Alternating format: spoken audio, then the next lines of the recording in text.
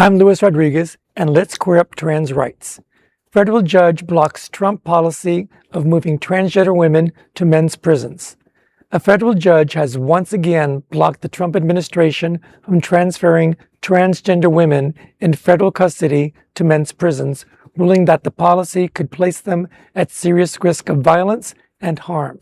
In a decision issued Sunday, U.S. District Judge Royce C. Lamberth granted a preliminary injunction protecting 14 transgender women currently housed in women's prisons and halfway houses.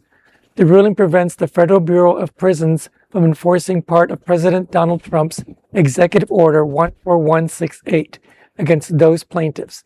The order directs the Bureau of Prisons to maintain the women's current placements in women's prisons and halfway houses while the litigation proceeds. The executive order by Trump, signed January 20, 2025, demands that federal agencies recognize only two sexes and requires prisons to house incarcerated people according to the sex assigned at birth. The court cited evidence showing the women could face heightened risk of physical violence, sexual assault, psychological distress, and self-harm. Lamberth wrote that the plaintiffs were newly arrived, visibly feminized transgender women coming from a women's prison and therefore especially vulnerable. The judge also rejected the government's argument that any harm could simply be treated afterwards. LGBTQ plus legal advocates praised the ruling. The injunction, however, applies only to the 14 women involved in the lawsuit. I mean, what harm? You can't fix dead.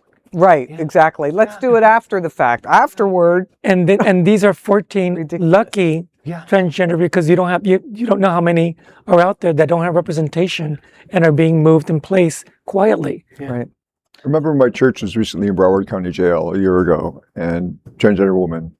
Fortunately, Broward County has a place where they were safe, but other people weren't recognized that way. So to have this story, only 14 people are saved. At least it's 14 people. Thank God for that.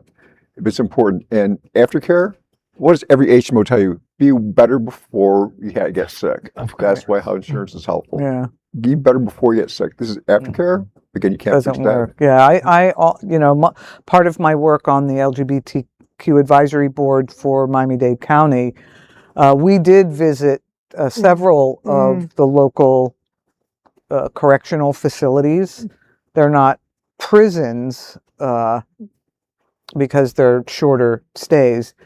But we happened to visit on a day when it was a men's prison, when they had their group meeting with their social worker, and we had the benefit of being with them at that time. And there were at least two of the individuals who were clearly feminized. Mm-hmm.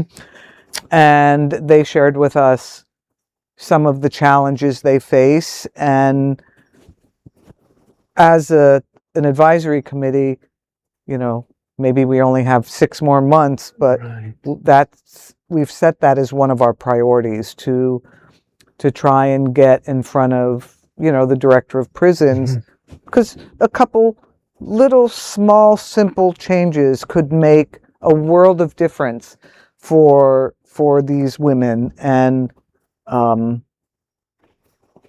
know that they're in there for a reason, but that doesn't mean that they should be abused. No. And people should not be judged on the worst day of their life. That's right.